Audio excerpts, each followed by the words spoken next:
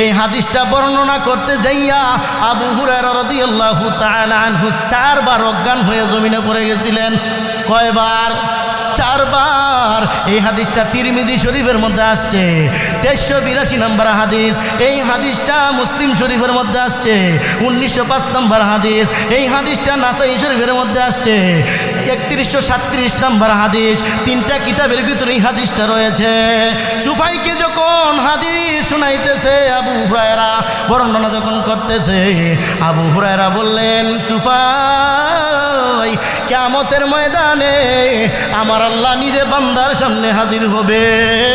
এরপরে 3 ব্যক্তিকে সর্বপ্রথম ডাক দিবে, বিচার করবে। এই 3 ব্যক্তির মাধ্যমে আমার আল্লাহ জাহান্নামের আগুনকে প্রজ্বলিত করবে।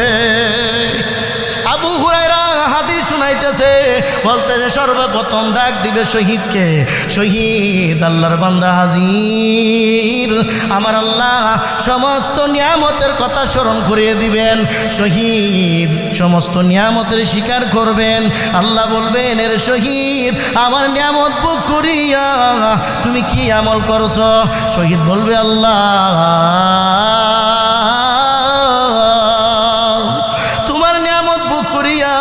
আমি বেঈমানদের সাথে, ইহুদির সাথে, খ্রিস্টানের সাথে আমি জিহাদ করতে করতে, যুদ্ধ করতে করতে তাজা রক্ত জমিনে ডালিয়া দিয়ে আমি শাহাদাত বরণ করেছি। আল্লাহ বলবেন, মিথ্যা বলছো। ফেরেশতারা বলবেন, তুমি মিথ্যাবাদী, মিথ্যা বলছো। তুমি শহীদ এই জন্য হয়েছো, লোকে তোমাকে বাহাদুর বলবে। আল্লাহ বলবে, জাহান্নামে যা, জাহান্নামে যা। আবু হুরায়রা রাদিয়াল্লাহু তাআলা আনহু টাস হইয়া অজ্ঞান হইয়া জমিনে পড়ে গেছে। অনেক কান পর হুঁশে ফিরে আসছে। আবার সুফাই আল আসবাহিকে শুনাইতেছে, এ সুফাই। এরপরে ডাকা হবে হাফেজ আলেমকে, ডাইকা আল্লাহর সামনে উপস্থিত করবে। আল্লাহ তাআলা সমস্ত নিয়ামতের কথা স্মরণ করিয়ে দিবেন। তুমি আমার নিয়ামত ভোগ করিয়া কি আমল করছো আমার কাছে পেশ করো।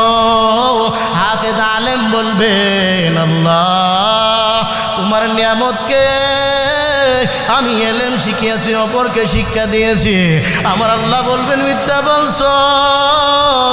ফেরেশতারা বলবো, তুমি মিথ্যা বলছো। তুমি দুনিয়ার জমিনে এলেম শিখিয়েছো, আলেম হয়েছো, লোকে তোমাকে শাইখুল হাদিস বলবে, মুফতি বলবে, মুহাদ্দিস বলবে। এই জন্যই তুমি আলেম হয়েছো, মনে যেটা চেয়েছো সেটাই পেয়েছো। আল্লাহ বলবে, জাহান্নামে যাও। আবু হুরায়রা রাদিয়াল্লাহু তাআলা আনহু এই কথা বলার পর সাথে সাথে অজ্ঞান হয়ে জমিনে পড়ে গেছে। আহারে, আমি আবু হুরায়রা বড় আলেম, আমি তো বহুত হাদিস রওয়ায়াত করেছি। আমার আল্লাহ যদি বলে, আবু হুরায়রা কি আমল করে আসছো পেশ করো, আমি আবু হুরায়রার কি উপায়? এরে আল্লাহর বান্দারা, ভালো করে বুঝো, ভালো করে শুনো। এরপরে অনেক কান পর আবার হুঁশে ফিরে আসছে, চোখের পানি ভালো করে মুছতেছে। আবার সুফাই আল আসবাহি আবার বর্ণনা করতেছে। এরপরে ডাক দিবে কারি সাহেবকে, এ কারি কারি সাহেব হাজির হবে আল্লাহর সামনে। আল্লাহ তাআলা নিয়ামতের কথা স্মরণ করিয়ে দিবেন। বলবে, আমার নিয়ামত ভোগ করিয়া তুমি কি আমল করছো পেশ করো। কারি সাহেব বলবে, আল্লাহ তোমার নিয়ামতকে আমি দিন রাত পবিত্র কুরআনুল কারীমের তিলাওয়াত করেছি, নিজে করেছি, অপরকে শুনাইছি। আমার আল্লাহ বললেন, তুমি মিথ্যা বলছো। তুমি দুনিয়াতে কোরআন শিখছো, মানুষকে শিখাইছো, নিজে তিলাওয়াত করছো। তোমাকে লোকেরা যেন বড় খারি বলে, এই জন্য তুমি খারি হয়েছো। মনের মধ্যে যেটা ছিল এটাই পেয়েছো। আল্লাহ বলবে, জাহান্নামে যা, জাহান্নামে যাবে। এরপরে 4 নাম্বার ব্যক্তিটা হইল ধনাঢ্য ব্যক্তি। আল্লাহ হাজির করবেন। ধনাঢ্য ব্যক্তিকে সমস্ত নিয়ামতের কথা স্মরণ করে দিবেন। বলবে, রে ধনী, আমার নিয়ামতকে তুই কি আমল করছো পেশ করো। ধনী ব্যক্তি বলবে, আল্লাহ আমার আত্মীয় স্বজনদের পরিপূর্ণ হক আদায় করেছি, আমি গরিব এতিম মিসকিনকে দান খয়রাত করেছি, আমি মসজিদ মাদ্রাসায় দান করেছি, আমি ওয়াজ মাহফিলে দান করেছি। আমার আল্লাহ বলবেন তুমি দান করছো, এই জন্যই লোকে তোমাকে দানবীর বলবে, দানশীল বলবে। মনে যেটা চেয়েছো এটাই পেয়েছো। আল্লাহ বলবে তুই জাহান্নামে যা। এই জন্য বাজান যা কিছু করব একমাত্র আল্লাহর রাজি খুশির উদ্দেশ্যে করব। আমলের মধ্যে রিয়া ঢুকানো যাবে না, শিরিক ঢুকানো যাবে না। আমল করতে হবে একমাত্র আল্লাহর জন্য। কার জন্য? এক নাম্বার দরজার নাম হলো বাবু সলাহ, নামাজিদের দরজা। যারা নিয়মিত একনিষ্ঠভাবে পাঁচ ওয়াক্ত নামাজ পড়বে। নামাজ পড়তে গেলে অনেক সময় ধোঁকা দিবে, শয়তান আপনাকে ধোঁকা দিবে। ঘুমায় থাকো, নামাজ পড়ার দরকার নাই। ওই সময় শয়তানের সাথে আপনি যুদ্ধ করতে হবে। নফস শয়তান ধোঁকা দিবে, ঘুমায় থাকো, নামাজের দরকার নাই। ওই সময় নফস শয়তানের সাথে তো জেহাদ করতে হবে। জেহাদ করিয়া পাঁচ ওয়াক্ত নামাজ মৃত্যুর আগ পর্যন্ত যারা ধরে রাখতে পারবে, অটল থাকতে পারবে, ওই নামাজিরাই বাবু সালাহ, এই দরজা দিয়া জান্নাতে ঢুকে যাবে। দুই নম্বরের দরজার নাম বাবুল জিহাদ, জিহাদকারীদের দরজা। যারা আল্লাহর রাস্তায় জিহাদ করেছে, জান মাল দিয়ে শহীদ হয়েছে, শাহাদাত বরণ করেছে একমাত্র আল্লাহর সন্তুষ্টির জন্য, ওই বান্দাই বাবুল জিহাদের দরজা দিয়ে জান্নাতে ঢুকে যাবে। তিন নাম্বার বাবুল সাদাকা, দান সদকাকারীর দরজা। দান সদকাকারীর দরজা। যারা নিয়মিত আল্লাহর দেওয়া রিজিক থেকে দান খয়রাত করছে, গরিব এতিম মিসকিনকে মসজিদ মাদ্রাসায় দান করছে একমাত্র আল্লাহ তাআলার সন্তুষ্টির উদ্দেশ্যে, ওই দানকারীকে আল্লাহ তাআলা বাবুল সাদাকা এই দরজা দিয়ে জান্নাতে ঢুকাইয়া দিবে। চার নাম্বার দরজার নাম হলো বাবুর রায়্যান, রোজা পালনকারী দরজা। যারা নিয়মিত রমজান মাসের রোজাগুলো রাখবে, মৃত্যুর আগ পর্যন্ত রোজা কাজা করবে না, রোজা ভঙ্গ করবে না। শয়তান ধোঁকা দিবে, রোজা রাখার দরকার নাই, দরজা বন্ধ করে রাখা, না খাও, কেউ দেখবে না। ওই বান্দা ভাবে আমি কেউ যদি না দেখে, আমার মালিক আল্লাহ আমার দিকে তাকাই আছে। বান্দা আল্লাহকে ভয় করে রোজা ছাড়ে না। মৃত্যুর আগ পর্যন্ত বান্দা রোজা কাজা নাই, সব সময় বান্দা রোজাগুলো রাখছে মৃত্যুর আগ পর্যন্ত। ওই রোজাদার বান্দাকে আমার আল্লাহ তাআলা বাবুর রায়্যান দরজা দিয়া জান্নাতে ঢুকাইয়া দিবে। পাঁচ নম্বরে বাবুল হজ, হজকারীদের দরজা। যারা আল্লাহর সন্তুষ্টির জন্য হজ করিয়াছে। দুনিয়ার মানুষ হাজী সাহেব বলবে এই উদ্দেশ্য নাই, দুনিয়ার মানুষ আলহাজ পুস্টারে লাগাইবে, উদ্দেশ্য তার ভিতরে নাই। একমাত্র আল্লাহর সন্তুষ্টির জন্য যারা হজ করিয়াছে, তারা এই বাবুল হজ দরজা দিয়ে জান্নাতে ঢুকে যাবে। ছয় নম্বরে বাবুল কাজিমিনাল গাইজ, রাগ দমনকারীর দরজা। যারা রাগ দমন করে রাখতে পারবে।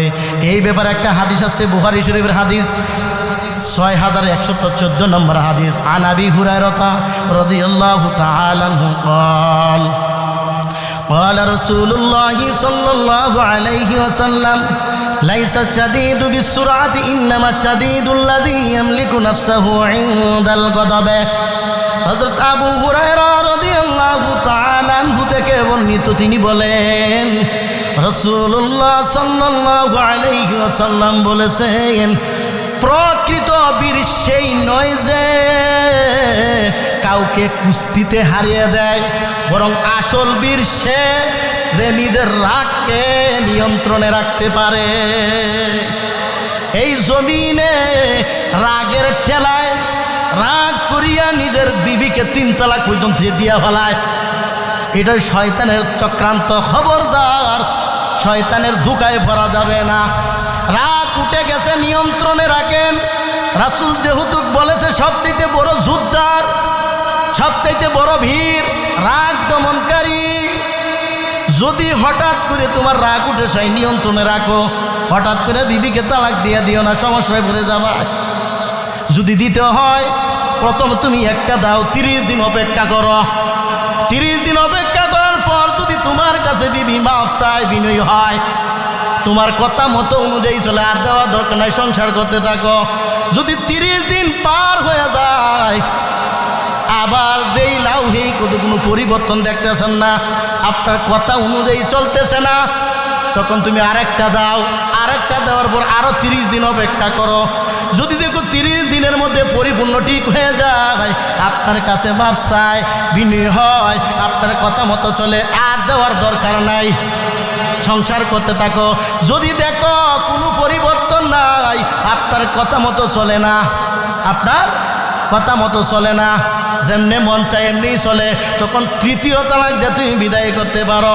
কিন্তু হঠাৎ দিতে পারো না, সমস্যায় পড়ে যাইবাই। কথা ঠিক না বেঠিক? এই জন্য ইবনে মাজাহ শরীফের মধ্যে আসছে,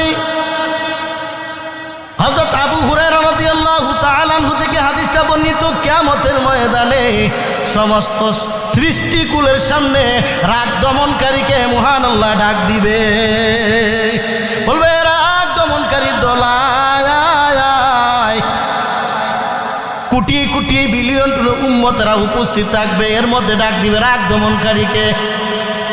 ডাক দেয়া বলবে, আমার অগণিত হুর ডান পাশে রয়েছে, যেটা তোর পছন্দ হয়, ভালো লাগে, এই হুরটা নিয়ে তুই ডাইরেক্ট জান্নাতে চলে যা।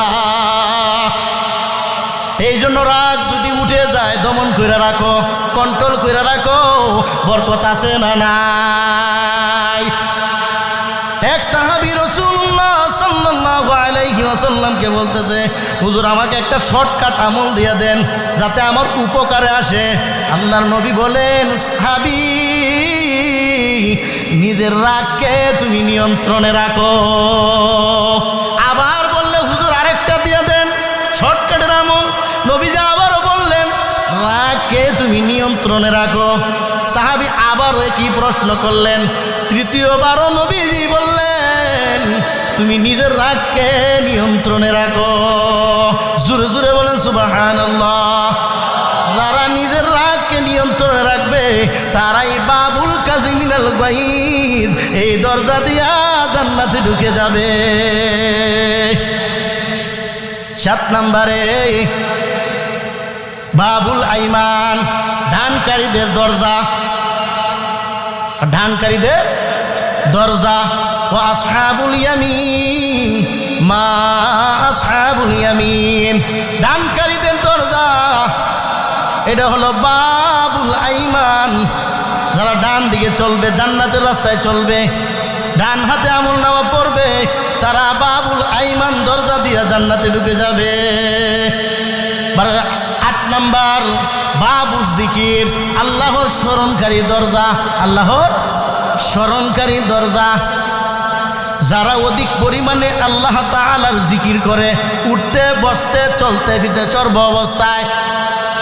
এই ব্যাপারে বুখারীর মধ্যে হাদিস আসছে, আন আবি হুরায়রা রাদিয়াল্লাহু তাআলা আনহু قال قال رسول الله صلى الله عليه وسلم كلمتان خفيفتان على اللسان ثقيلتان في الميزان حبيبتان إلى الرحمن سبحان الله وبحمده سبحان الله العظيم। হযরত আবু হুরায়রা রাদিয়াল্লাহু তাআলা আনহু থেকে বর্ণিত, তিনি বলেন রাসূলুল্লাহ সাল্লাল্লাহু আলাইহি ওয়াসাল্লাম বলেছেন, দুটি কালেমা এমন রহিয়াছে, উহা জবানে পড়া বড় হালকা, ওজনে খুব ভারী, আর আল্লাহর কাছে অতি প্রিয়। উহা হইল সুবহানাল্লাহি ওয়া বিহামদিহি সুবহানাল্লাহিল আযীম। আরেকখানা হাদিস বুখারীর 6405 নম্বর হাদিস, عن أبي هريرة رضي الله تعالى عنه قال قال رسول الله صلى الله عليه وسلم من قال سبحان الله وبحمده في يوم 100 مرة حطت خطاياه وإن كانت مثل زبد البحر رواه البخاري। হযরত আবু হুরায়রা রাদিয়াল্লাহু তাআলা আনহু থেকে বর্ণিত, তিনি বলেন রাসূলুল্লাহ সাল্লাল্লাহু আলাইহি ওয়াসাল্লাম বলেছেন, দৈনিক আমার উম্মত যদি এই জিকিরটা 100 বার পড়ে সুবহানাল্লাহি ওয়া বিহামদিহি, তার গুনাহ যদি সমুদ্রের ফেনার পরিমাণ হয়, আল্লাহ নিজ দয়ায় নিজ অনুগ্রহ করে বান্দাকে মাফ করে দিবে। হযরত মুআয ইবনে জাবাল রাদিয়াল্লাহু তাআলা আনহু থেকে বর্ণিত, তিনি বলেন রাসূলুল্লাহ সাল্লাল্লাহু আলাইহি ওয়াসাল্লাম বলেছেন, মানুষ জান্নাতীরা জান্নাতে যাওয়ার পর কোনো জিনিসের জন্য আফসোস তৈরি হবে না। কি হবে না? কোনো জিনিসের জন্য আফসোস তৈরি হবে না, নিয়ামতে পরিপূর্ণ। কিন্তু বান্দা একটা জিনিসের জন্য আফসোস করবে, সেই সময়টা দুনিয়াতে জিকির ছাড়া, আল্লাহর স্মরণ ছাড়া যেই সময়টা গত হয়েছে, নষ্ট হয়েছে, এই সময়টুকুর জন্য বান্দা বান্দি জান্নাতে যেও আফসোস করবে। হযরত মুআয ইবনে জাবাল রাদিয়াল্লাহু তাআলা আনহুকে আল্লাহ রাসূল ইয়ামান দেশের গভর্নর নিযুক্ত করলেন, ইয়ামান দেশে চলে যাবেন। মুআয রাদিয়াল্লাহু তাআলা আনহু বললেন, ওগো নবীজি, আমি ইয়ামান দেশে চলে যাব, আমাকে এমন একটা আমল দেন যা আমি আমলটার উপরে অটল থাকতে পারি, সহজভাবে করতে পারি মৃত্যুর আগ পর্যন্ত। আল্লাহ রসুল বলেন, এর মুআয ইবনে জাবাল, তোমার মৃত্যুটা এমন অবস্থায় আসুক, তোমার জবানের মধ্যে যেন আল্লাহর নামের জিকির জারি থাকে। আর এই অবস্থায় যদি তোমার মৃত্যু হয়, তাহলে তুমি বাবু জিকিরের দরজা দিয়া হাসতে হাসতে তুমি জান্নাতে ঢুকে যাবে। জিকিরের বরকত আছে না নাই? জিকিরের ফজিলত আছে না নাই? হযরত আবু সাঈদ খুদরি রাদিয়াল্লাহু তাআলা আনহু থেকে বর্ণিত, তিনি বলেন রাসূলুল্লাহ সাল্লাল্লাহু আলাইহি ওয়াসাল্লাম বলেছেন, আল্লাহ তাআলা 3 শ্রেণীর লোককে দেখিয়া হাসতে থাকে। 1 নাম্বার, যারা গভীর রাতে উঠিয়া তাহাজ্জুদের নামাজ আদায় করে। 2 নাম্বার, ফরজ নামাজের কাতার দিকা আপনার আমার রব হাসতে থাকে। 3 নাম্বার, যুদ্ধের ময়দানের কাতার দেখিয়া আপনার আমার রব হাসতে থাকে। হযরত আনাস ইবনে মালিক রাদিয়াল্লাহু তাআলা আনহু থেকে বর্ণিত, তিনি বলেন রাসূলুল্লাহ সাল্লাল্লাহু আলাইহি ওয়াসাল্লাম বলেছেন, আমি যখন মেরাজে গেলাম, আমাকে জিবরাইল এমন এক জাতির সামনে নিয়ে গেল, আমি তাকায় দেখি তাদের টুট আগুনের কাঁচি দিয়া কাটা হচ্ছে। এই টুট জোড়া লেগে যাচ্ছে, আবার কাটা হচ্ছে। আমি জিবরাইলকে বললাম, আরে জিবরাইল, এরা কারা? আমি নবী জানতে চাই। জিবরাইল বলল, নবী গো, এরা হলো আপনার উম্মতের বক্তাগণ, নিজে ওয়াজ করিয়া বেড়াইতো, নসিহত করে বেড়াইতো, বিপরীত করত, কিতাব পড়তো, আমল করত না। এই জন্য আমার আল্লাহ তাআলা রাগ হইয়া, গুসা হইয়া তাদেরকে জাহান্নামে নিক্ষেপ করছে। জুরে জুরে বলেন নাউযুবিল্লাহ। এই জন্য আল্লাহ তাআলা পবিত্র কুরআনুল কারীমের ভিতরে একটা সূরা নাজিল করছে, সূরা সফ, 2 নাম্বার আয়াতের ভিতরে এবং 3 নাম্বার আয়াতের ভিতরে আমাকে সতর্ক করে, আমাকে নসিহত করতেছে আমার রব, আমার আল্লাহ। ইয়া আইয়ুহাল্লাযীনা আমানু লিমা তাকুলুনা মা লা তাফআলুন। হে মুমিনগণ, তোমরা নিজে যা করো না তাহা কেন মানুষের কাছে বলো? কাবুরা মাকতান ইনদাল্লাহি আন তাকুলু মা লা তাফআলুন।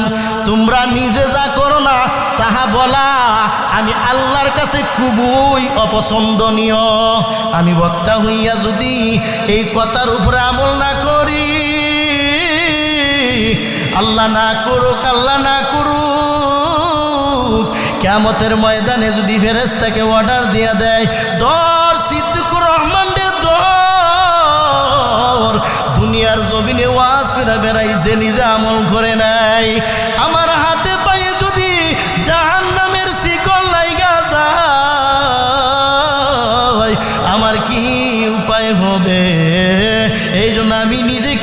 করতেছি, নিজেকে ওয়াজ করতেছি বাজান, আমিও আমল করতে হবে, আপনাদেরও কিন্তু আমল করতে হবে। কথা ঠিক না বেঠিক? আমল ছাড়া ঈমান নিয়ে ডাইরেক্ট জান্নাতে যাওয়া যাবে না। দুইটা জিনিস একসাথে লাগবে, এক নাম্বার ঈমান, দুই নাম্বারে হলো নেক আমল। কথা ঠিক না বেঠিক? আরে ভালো করে বুঝো, ভালো করে শুনো, আমার মা বোনেরা আছেন, ভালো করে শুনেন, ভালো করে বুঝেন। সুফাই আল আসবাহি উনি একজন তাবি ছিলেন, মদিনার মধ্যে ঢুকছে। মদিনায় ঢুকার পর দেখে অনেক লোকের সমাগম, কাকে যেন ঘ্রাও করে রাখছে। পাশের বান্দাকে জিজ্ঞাসা করে এখানে কি হয়েছে?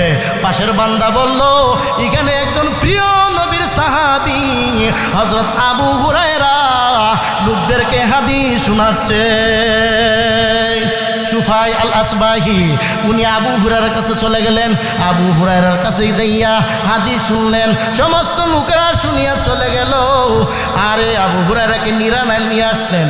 আবু হুরায়রাকে বললেন, ও আবু হুরায়রা, আমি সুফাই এমন একটা হাদিস তোমার কাছ থেকে শুনতে চাই, যেই হাদিসটা তুমি প্রিয় নবী সাল্লাল্লাহু আলাইহি ওয়াসাল্লামের কাছ থেকে তুমি নিজের কানে শুনেছো, ভালো করে বুঝেছো, জেনেছো, এরকম একটা হাদিস আমাকে শোনাও। আবু হুরায়রা রাদিয়াল্লাহু তাআলা আনহু বললেন, ও সুফাই, আমি এমন একটা হাদিস শোনাবো যেই হাদিসটা আমি প্রিয় নবী সাল্লাল্লাহু আলাইহি ওয়াসাল্লামের কাছ থেকে আমার কান দিয়া নিজে শুনেছি, ভালো করে বুঝেছি, জেনেছি। এই হাদিসটাই বর্ণনা করব। এই হাদিসটা বর্ণনা করতে যাইয়া আবু হুরায়রা রাদিয়াল্লাহু তাআলা আনহু 4 বার অজ্ঞান হয়ে জমিনে পড়ে গেছিলেন। কয়বার? 4 বার। এই হাদিসটা তিরমিজি শরীফের মধ্যে আসছে, 1382 নম্বর হাদিস। এই হাদিসটা মুসলিম শরীফের মধ্যে আসছে, 1905 নম্বর হাদিস। এই হাদিসটা নাসাই শরীফের মধ্যে আসছে, 3137 নম্বর হাদিস। 3টা কিতাবের ভিতরে এই হাদিসটা রয়েছে। সুফাইকে যখন হাদিস শোনাইতেছে আবু হুরায়রা, বর্ণনা যখন করতেছে, আবু হুরায়রা বললেন, সুফাই, কিয়ামতের ময়দানে আমার আল্লাহ নিজে বান্দার সামনে হাজির হবে। এরপরে 3 ব্যক্তিকে সর্বপ্রথম ডাক দিবে, বিচার করবে। এই 3 ব্যক্তির মাধ্যমে আমার আল্লাহ জাহান্নামের আগুনকে প্রজ্বলিত করবে। আবু হুরায়রা হাদিস শুনাইতেছে, বলতেছে সর্বপ্রথম ডাক দিবে শহীদকে। শহীদ, আল্লাহর বান্দা হাজির। আমার আল্লাহ সমস্ত নিয়ামতের কথা স্মরণ করিয়ে দিবেন। শহীদ সমস্ত নিয়ামতের স্বীকার করবেন। আল্লাহ বলবেন, এর শহীদ, আমার নিয়ামত বুক করিয়া তুমি কি আমল করছো? শহীদ বলবে, আল্লাহ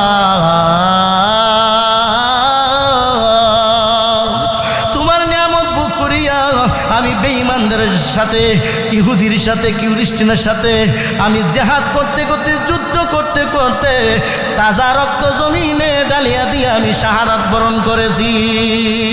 আল্লাহ বলবেন, মিথ্যা বলছো। ফেরেশতারা বলবেন, তুমি মিথ্যাবাদী, মিথ্যা বলছো। তুমি শহীদ এই জন্য হয়েছো, লোকে তোমাকে বাহাদুর বলবে। আল্লাহ বলবে, জাহান্নামে যা, জাহান্নামে যা। আবু হুরায়রা রাদিয়াল্লাহু তাআলা আনহু টাস হইয়া অজ্ঞান হইয়া জমিনে পড়ে গেছে। অনেক কান পর হুশে ফিরে আসছে। আবার সুফাই আল আসবাহিকে শুনাইতেছে, এ সুফাই, এরপরে ডাকা হবে হাফেজ আলেমকে, ডাইকা আল্লাহর সামনে উপস্থিত করবে। আল্লাহ তাআলা সমস্ত নিয়ামতের কথা স্মরণ করিয়ে দিবেন। তুমি আমার নিয়ামত বুক করিয়া কি আমল করছো আমার কাছে পেশ করো। হাফেজ আলেম বলবেন, আল্লাহ তোমার নিয়ামতকে আমি এলেম শিখিয়েছি, অপরকে শিক্ষা দিয়েছি। আমার আল্লাহ বলবেন, মিথ্যা বলছো। ফেরেশতারা বলবো, তুমি মিথ্যা বলছো। তুমি দুনিয়ার জমিনে এলেম শিখিয়েছো, আলেম হয়েছো, লোকে তোমাকে শাইখুল হাদিস বলবে, মুফতি বলবে, মুহাদ্দিস বলবে। এই জন্যই তুমি আলেম হয়েছো, মনে যেটা চেয়েছো সেটাই পেয়েছো। আল্লাহ বলবে, জাহান্নামে যাও। আবু হুরায়রা রাদিয়াল্লাহু তাআলা আনহু এই কথা বলার পর সাথে সাথে অজ্ঞান হয়ে জমিনে পড়ে গেছে। আহারে, আমি আবু হুরায়রা বড় আলেম, আমি তো বহুত হাদিস রওয়ায়াত করেছি। আমার আল্লাহ যদি বলে আবু হুরায়রা কি আমল করে আসছো পেশ করো, আমি আবু হুরায়রার কি উপায়? এরে আল্লাহর বান্দারা, ভালো করে বুঝো, ভালো করে শুনো। এরপরে অনেক কান পর আবার হুশে ফিরে আসছে, চোখের পানি ভালো করে মুছতেছে, আবার সুফাই লাসফাই আবার বর্ণনা করতেছে। এরপরে ডাক দিবে কারি সাহেবকে, এ কারি কারি সাহেব হাজির হবে আল্লাহর সামনে। আল্লাহ তাআলা নিয়ামতের কথা স্মরণ করিয়ে দিবেন, বলবে আমার নিয়ামত বুক করে তুমি কি আমল করছো পেশ করো। কারি সাহেব বলবে আল্লাহ তোমার নিয়ামতকে আমি দিন রাত পবিত্র কুরআনুল কারীমের তিলাওয়াত করেছি, নিজে করেছি, অপরকে শুনাইছি। আমার আল্লাহ বললেন তুমি মিথ্যা বলছো, তুমি দুনিয়াতে কোরআন শিখছো, মানুষকে শিখাইছো, নিজে তিলাওয়াত করছো, তোমাকে লোকেরা যেন বড় খারি বলে, এই জন্য তুমি খারি হয়েছ, মনের মধ্যে যেটা ছিল এটাই পেয়েছো। আল্লাহ বলবে জাহান্নামে যা, জাহান্নামে যাবে। এরপরে 4 নাম্বার ব্যক্তিটা হইল ধনাঢ্য ব্যক্তি, আল্লাহ হাজির করবেন। ধনাঢ্য ব্যক্তিকে সমস্ত নিয়ামতের কথা স্মরণ করে দিবেন, বলবে রে ধনী আমার নিয়ামতকে তুই কি আমল করছো পেশ করো। ধনী ব্যক্তি বলবে আল্লাহ আমার আত্মীয় স্বজনদের পরিপূর্ণ হক আদায় করছি, আমি গরিব এতিম মিসকিনকে দান খয়রাত করছি, আমি মসজিদ মাদ্রাসায় দান করছি, আমি ওয়াজ মাহফিলে দান করছি। আমার আল্লাহ বলবেন তুমি দান করছো এই জন্যই লোকে তোমাকে দানবীর বলবে, দানশীল বলবে, মনে যেটা চেয়েছো এটাই পেয়েছো। আল্লাহ বলবে তুই জাহান্নামে যা। এই জন্য বাজান যা কিছু করব একমাত্র আল্লাহর রাজি খুশির উদ্দেশ্যে করব। আমলের মধ্যে রিয়া ঢুকানো যাবে না, শিরিক ঢুকানো যাবে না, আমল করতে হবে একমাত্র আল্লাহর জন্য। কার জন্য? এই জন্য আল্লাহ তাআলা তোমাকে আমাকে শিক্ষা দিয়ে দেয়, قل إن صلاتي ونسكي ومحياي ومماتي لله رب العالمين। নিশ্চয়ই আমার নামাজ, আমার কুরবানি, আমার জীবন, আমার মরণ একমাত্র কার জন্য? কার জন্য? একমাত্র আল্লাহ তাআলার উদ্দেশ্যে হতে হবে। আমলের মধ্যে রিয়া ঢুকানো যাবে না, যে আমলটা মানুষকে দেখানো হবে কিয়ামতের ময়দানে বলবে আমার কাছে কিছু নাই। রব্বুল ইজ্জত ডাইকা ডাইকা বলবে যাকে কেন্দ্র কইরা দেখাইয়া দেখাইয়া জিকির করছো, দেখাইয়া দেখাইয়া নামাজ পড়ছো, দেখাইয়া দেখাইয়া কুরআনুল কারীম তিলাওয়াত করছো, সের কাছে যাও, আমার কাছে কিছু নাই।